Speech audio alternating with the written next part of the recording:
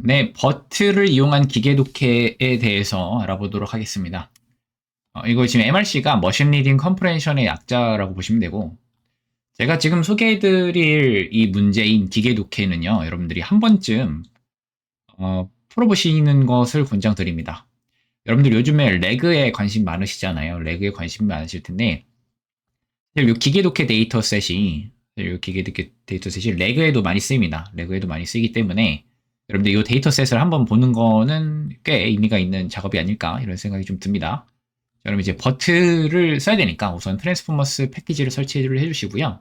저희 이 데이터 전처리를 해볼 건데 요 기계독해 데이터셋은 이게 제이슨 파일로 되어져 있어요. 지금 저는 이제 학습 데이터랑 테스트 데이터 두 개를 다운받은 건데 이 제이슨 파일이 좀 복잡합니다. 좀 복잡한데 여러분들이 이 데이터를 실제로 뭐 까보셔도 되지만 저는 일단은 제가 필요한 것만 전처리를 하도록 이렇게 전처리 함수를 짜놨어요. 리드 스쿼드라고 해서 저희는 우선은 이 제이슨 파일을 뭐 세세하게 까보진 않고 그냥 제가 만들어 놓은 전처리 파일로 바로 전처리를 하고 이 데이터셋이 어떤 데이터셋인지 볼게요.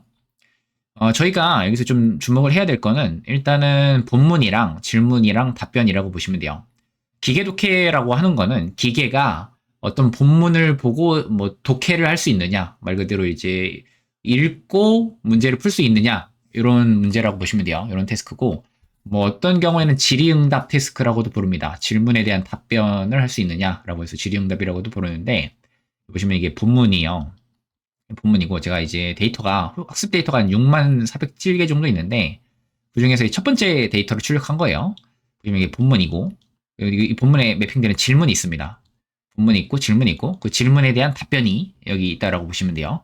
보시면은 본문이 뭐 바그너에 대한 얘기예요. 바그너에 대한 얘기가 이렇게 나오는데 보시면은 바그너는 괴테의 파우스트를 읽고 무엇을 쓰고자 했는가 보시면은 바그너는 괴테의 파우스트를 처음 읽고 그 내용이 마음에 이끌려 이를 소재로 해서 하나의 교향곡을 쓰려는 뜻을 갖는다라는 문제이죠. 그럼 이 질문에 대한 답은 이 질문에 대한 답은 이 문장을 읽었을 때 이 교향곡이라는 걸 우리가 알 수가 있습니다. 이 기계독해 데이터셋이라는 것은 기본적으로 본문이 주어지고 그리고 질문이 주어지면은 질문에 대한 답을 본문에서 찾아내는 게 기계독해 데이터셋이라고 보시면 돼요. 근데 이 기계독해 데이터셋은 지금 제가 이게 다운로드를 받은 데이터셋은 이 정답 말고도 보면 앤서스타트라는 게 있어요. 이 앤서스타트가 뭐냐면은 여기 지금 이 본문 있잖아요. 이 본문에서 정답이 시작되는 인덱스라고 보시면 돼요. 그럼 제가 여기다가 54부터 대략 한 60 정도로 해볼까요? 그러면은 보시면은 이 본문에서 인덱스를 보면 54에서 60 정도로 하면은 교향곡을 여기까지 가고죠. 교향곡을 해서 보시면은 이 정답이 시작되는 게 교향곡인데 이 교향곡의 시작점에 해당하는 이게 54번이라는 거예요. 이게 파이썬 문자열 기준으로 스타트 인덱스 정답이 시작되는 스타트 인덱스가 이렇게 와가지고 여기가 54번이라는 뜻입니다. 그래서 53부터 쫙 이어진다라고 보시면 돼요. 현재 여기 트레인 에서스에는 본문에서의 정답이 있친 시작 인덱스는 주어져 있는데 종료 인덱스는 따로 주어진 게 없습니다. 종료 인덱스를 저희가 좀 만들어 보려고 합니다. 종료 인덱스를 만들어 볼 거예요. 말 그대로 answer and라는 걸 만들어 볼 건데 이거 어떻게 만들면 될까요? 이 보면은 우리가 이 본문에서 이거를 54부터 뭐 60, 뭐 70으로 해볼까요, 이번엔? 70으로 한다고 하면은, 이게 보면은, 앤서 스타트가 54인 거는 여기서 알려줬잖아요. 여기서 알려줬는데, 저는 여기 본문에서 여기서 이게 교향곡만 딱 꺼내고 싶은 거예요. 그러면은, 이거 어떻게 하면 되냐면은, 앤서 스타트가 54죠? 근데 지금 교향곡이 글자가 세 글자죠? 그러면은, 우리는, 엔드 인덱스를 이렇게 계산해 볼 수 있어요. 앤서 스타트 더하기 len 교향곡. 이 정답의 길이를 더해주면은 엔드 인덱스가 나올 거라는 거죠. 그러면 이제 엔드 인덱스가 나올 거예요. 엔드 인덱스가 이렇게 나올 건데 여기다 넣어볼게요. 엔드 인덱스 넣어볼게요. 넣으면은 보시면은 아이고 엔드 인덱스가 네 요걸로 해야죠. 요걸로 해야 되죠. 트레인 앤서 첫 번째 데이터에서의 앤서 스타트가 57이라는 거잖아요. 이걸 이렇게 갖고 와가지고 이렇게 하겠죠. 그러면은 이렇게 나옵니다. 이렇게 나와요. 어떤 의미인지 아시겠네요? 이 시작 인덱스가 54번인 거는 우리가 이제 얘가 주어줄 아는데 앤서 엔드를 알려면은 이 정답의 길이를 그냥 더해주면 앤서 엔드가 알아서 납니다. 54번인데 길이가 3이잖아요. 길이 3 더하면 57 나오는데 이걸 54번부터 57을 하면은 애초에 여기서 한번 도출하면은 애초에 교향곡이 나오잖아요. 여기 나오잖아요. 그쵸? 그러니까 스타트에다가 이 길이만큼 더해준 거를 우리가 answer and라고 볼 수 있다라는 거예요. 이게 첫 번째 데이터뿐만 아니라 두 번째 데이터도 마찬가지예요. 보시면은 우리가 두 번째 샘플에 답변 한번 볼까요? 두 번째 샘플에 답변 한번 보면은 이게 나오잖아요. 1악장인데 본문에서의 시작점이 421번인가 봐요. 1악장의 길이를 그냥 더해주면은 424가 되겠죠? 그럼 이게 두 번째 샘플의 본문에서의 end 인덱스가 나오게 되는 거예요. 그래서 우리는 엔서 스타트는 아는데 엔서 엔드는 안 알려줬지만 그냥 엔서 스타트에다가 쉴때 답변 텍스트의 길이를 더해줘 버리면은 엔드 인덱스를 우리가 쉽게 구할 수 있다는 거죠. 그거를 하는 함수가 지금 이게 add end index라는 함수입니다. 그래서 우리가 뭘 해줄 거냐면요. 뭘 해줄 거냐면 우리가 이 answer and를 넣어줄 건데 answer and 어떻게 넣어주면 되죠? 우리의 정답의 길이를 스타트 인덱스에 더해준 다음에 이걸 answer and로 볼 거라서 end 인덱스를 볼 거라서 end 인덱스를 이렇게 구한 다음에 시작 인덱스에 정답의 길이를 더하여 종료 인덱스를 계산한 다음에 그 종료 인덱스 자체를 여기 키값 answer and라는 키값에 넣어주게 되면은 이 전처리를 하고 나면은 첫 번째 샘플의 답변을 보면은 원래는 여기 answer and가 없었는데 이 add end index라는 함수를 실행 후에는 이게 answer and가 생긴다는 거죠. 이렇게 실행하시면 돼요. 이렇게 실행하시면 돼요. 이렇게 실행하시면은 이게 54, 57이 나오고 실제로 본문에서 54번부터 57번 꺼내면 교향곡 이렇게 나오게 된다. 라고 보시면은 되겠죠. 그럼 우리가 버트를 쓸 거니까 우리는 이제 데이터에 대한 전처리를 살짝 해봤고 우리 버트 쓸 거니까 우리가 지금 앞에서 몇 번 실습을 해봤지만 버트 쓸 때는 모델도 불러야 되고 토커나이저도 불러야 되죠. 그럼 이제 토커나이저를 불러올 건데 저희는 이번에도 클루 버트 베이스를 써볼 겁니다. 그래서 토커나이저 한번 불러볼게요. 토커나이저를 불러와요. 토커나이저 불러왔고 지금 불러오고 있죠. 불러오고 있고 그 다음에 이건 불러오는 코드고 이건 전처리하는 코드인데 우리가 지금 이번에 쓸 건 버트 토커나이즈 패스트라는 걸 써볼 거예요. 버트 토커나이즈 패스트라는 걸 써볼 거예요. 저희가 이전에 썼을 때는 이 패스트가 안 붙어있고 이렇게 돼 있었는데 이렇게 돼 있었을 거예요. 근데 이번엔 패스트를 쓸 겁니다. 뭔 차이냐면은 전처리 그 결과가 좀 다를 거예요. 그럼 버트 토커나이저를 쓰는 게 낫냐? 버트 토커나이저 패스트를 쓰는 게 낫냐? 뭐 여러분들 선택입니다. 근데 버트 토커나이저랑 버트 토커나이저 패스트는 전처리 결과가 좀 다르게 나올 거예요. 어떻게 다르게 나오는지는 뒤에서 볼 건데 우리는 이제 버트 토커나이저 패스트라는 걸 쓸 거고 버트 토커나이저 대신 쓸 거고 뭐 똑같아요. 토커나이저 써도 되고 토커나이저 패스트 써도 되고 똑같이 정수 인코딩 되는 건 똑같은데 전처리 결과가 조금 다르긴 합니다.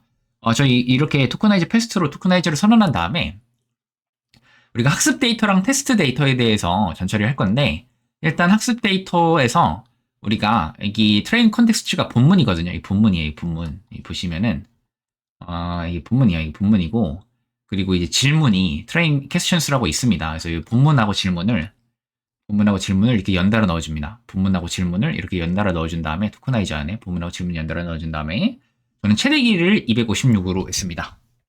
최대 길이를 256으로 했어요. 최대 길이를 256으로 해줬다라는 거는 256보다 짧은 애들은 패딩이 될 거라는 의미고요. 제가 패딩 2로 했죠. 256보다 짧은 애들은 패딩이 될 거고 256보다 긴 애들은 잘릴 거예요. 트렁케이션 툴이라고 했죠. 잘릴 겁니다. 잘릴 건데 근데 제가 이게 본문이랑 질문을 연달아 넣어줬잖아요. 연달아 넣어주면은 얘가 알아서 본문하고 질문을 이어 붙여서 알아서 정수 인코딩을 해줍니다. 그 결과를 한번 볼 건데 보시면 트레인 언더바 인코딩스랑 테스트 데이터에서 수행한 벨 언더바 인코딩스 이렇게 두 개가 나왔죠. 이렇게 두 개 나왔는데 우리 한번 트레인 인코딩스 얘 어떻게 되어져 있나 볼게요. 이게 출력해보면은 첫 번째 샘플을 출력해보면 이렇게 나와요.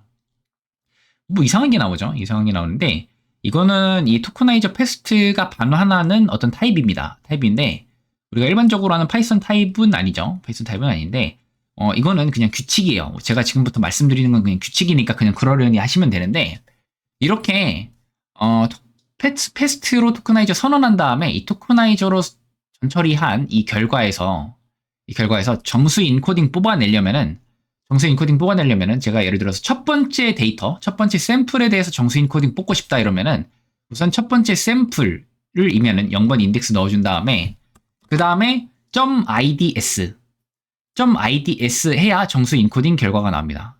.ids에 정수 인코딩 결과가 나와요. ids 이게 정수 인코딩 결과를 보시면 돼요. 그리고 .tokens 여기 보시면 토큰스도 있잖아요. .tokens 하면은 토크나 결과가 나와요. 토크나 결과가 이렇게 나옵니다. 토크나 결과가 이렇게 나와요. 그래서 이건 정수 인코딩 결과고 이런 토큰화 결과라고 보시면 돼요. 그러면 이거 두 개 비교해보면 맨 앞에 CLS 토큰인데 보시면 여기 정수 2번이 있으니까 우리는 CLS 토큰이 2번이구나 라는 걸 우리가 알 수 있겠죠. 183은 13934로 정수 인코딩이 되겠구나 라는 걸 알 수 있고요. 그러면은 이 토큰 수를 한번 볼게요. CLS에서 막 이게 이어지는데 버트가 토큰한 결과로 이어지는데 보시면은 아까 우리가 첫 번째 데이터 보면 1839년 박은호는 괴테의 파스토를 처음 읽고 그 내용에 마음이 이끌려 이를 소재로 해서 하나의 교향곡을 쓰려는 뜻을 갖는다라는 문장이 우리가 본문의 첫 번째 문장으로 있었는데 보시면은 이게 맨 처음에 나오는 게 본문인 걸 우리가 알 수 있죠. 본문인 걸 알 수 있어요. CLS하고 이게 본문이 이어집니다. 본문이 이어지는데 이제 전처리할 때 본문하고 질문을 이렇게 이어서 두 개를 이어서 넣었잖아요. 이러면 어떻게 되냐면은 이게 전처리 결과가 이렇게 나옵니다.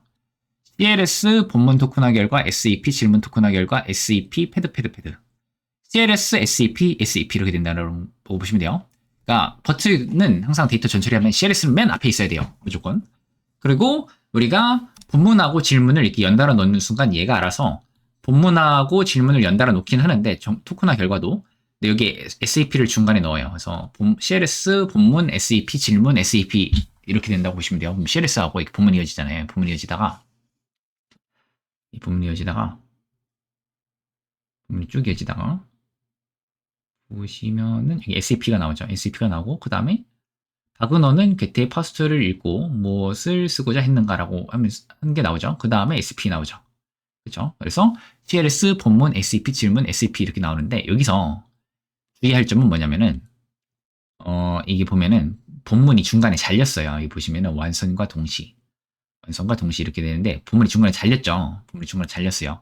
우리가 이 전처리를 하면 어떤 일이 벌어지냐면은 본문하고 질문을 연달아 넣되 CLS 본문 SEP 질문 SEP 형태로 하되 최대 길이를 256으로 했기 때문에 만약 토큰화 결과가 최대 길이 256을 넘을 경우에는 뭐를 자른다? 본문을 자른다. 질문을 자르는 게 아니라 앞에 있는 본문을 자른다. 이렇게 보시면 돼요.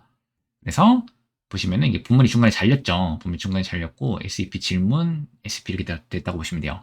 본문이 잘렸다라는 거는 최대 길이를 초과했기 때문에 잘랐다는 거고 정확하게 이 길이가 256일 거라는 의미겠죠. 이거를 길이 한번 재볼게요. 길이를 한번 재보면 이 길이 한번 재보면 256인 걸 알 수 있죠.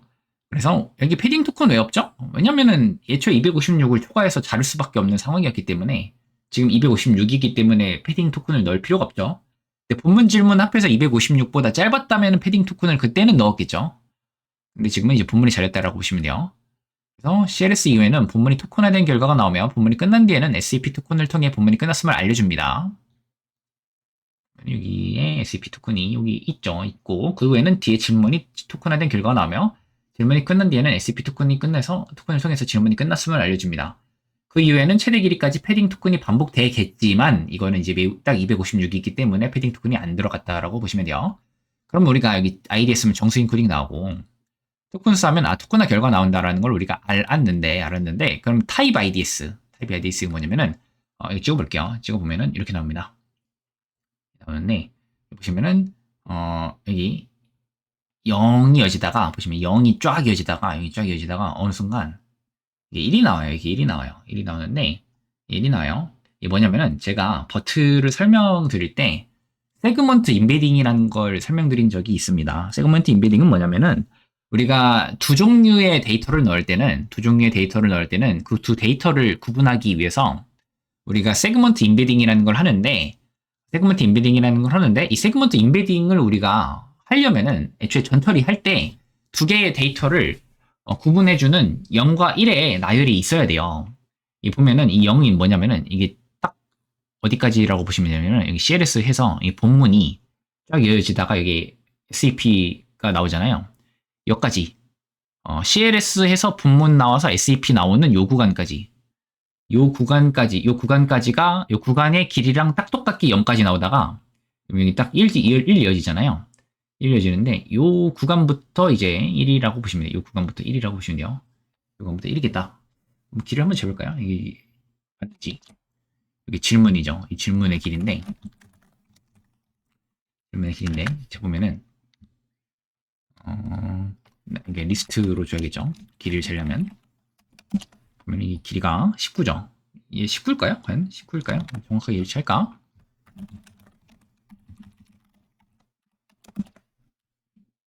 보시면 그죠? 19죠.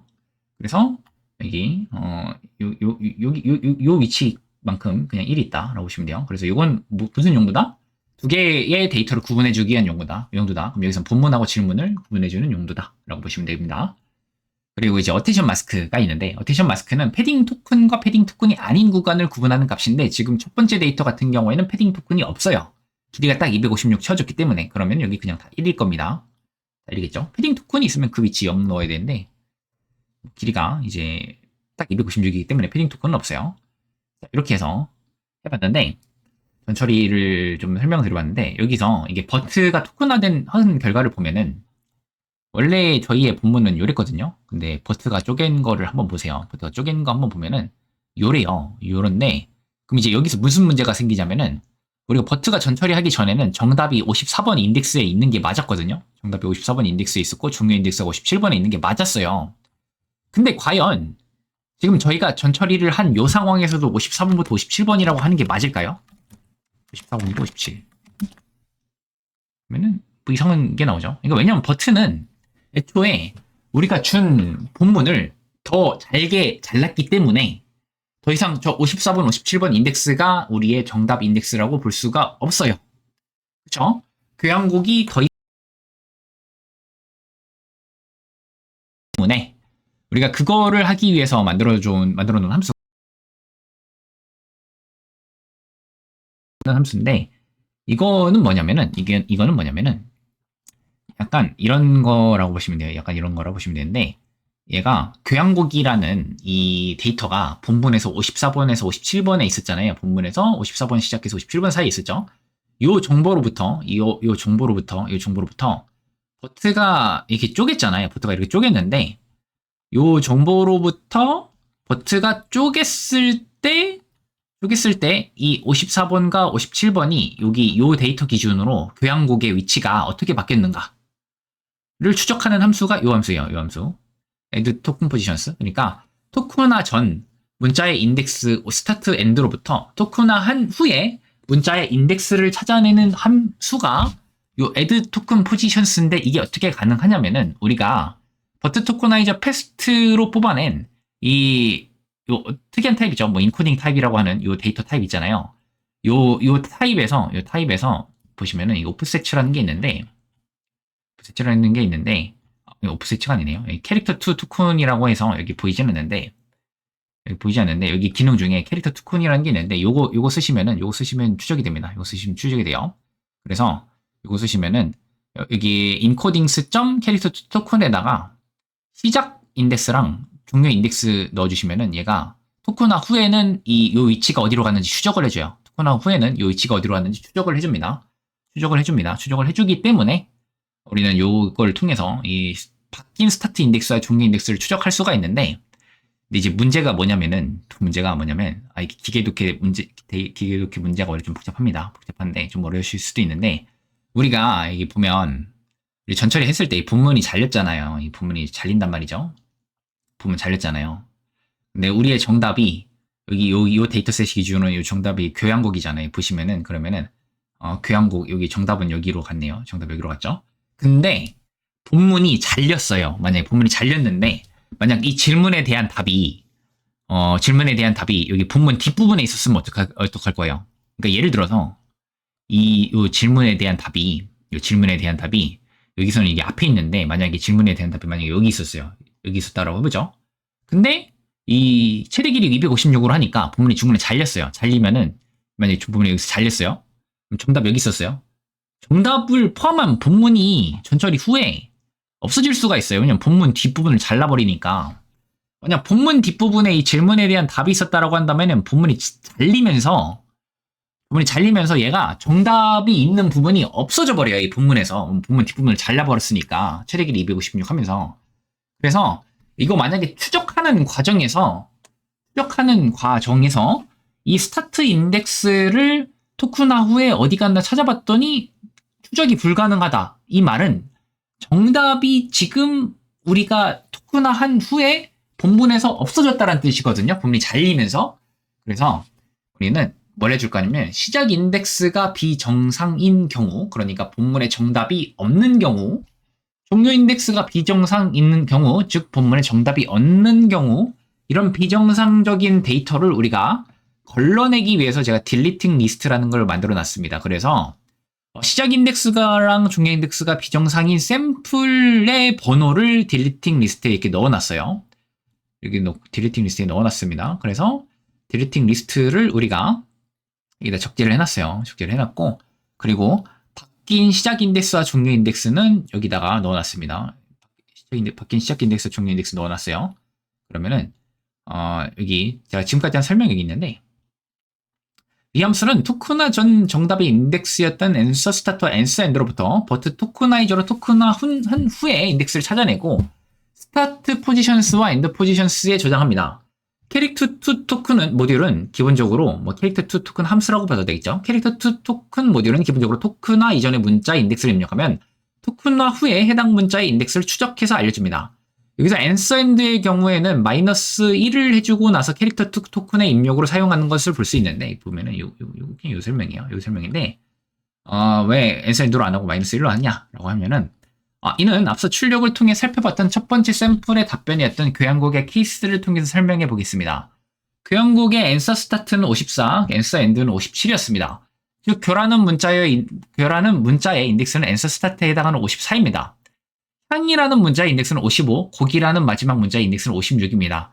다시 말해서 실제 정답이 끝나는 문자의 인덱스는 answer end의 값인 57이 아니라 57에서 1을 뺀 56입니다. 이게 뭔 말이냐면, 출력을 해놨는데 보시면은 우리가 뽑아올 때는 54번부터 57번이라고 하는 게 맞는데 실제 이 교의 위치는 54예요. 그렇죠? 실제 교의 위치는 54예요. 이 향의 인덱스는 55예요. 곡의 인덱스는 56입니다. 보세요. 54는 교, 향의 인덱스는 향은 55예요. 곡은 56이에요. 그러니까 사실 이 교향곡이라고 하는 이 정답의 실제 정답의 위치의 인덱스는 이 answer end보다는 마이너스 1 한 게 맞아요. 왜냐? 이게 54, 이게 55, 이게 56이잖아요.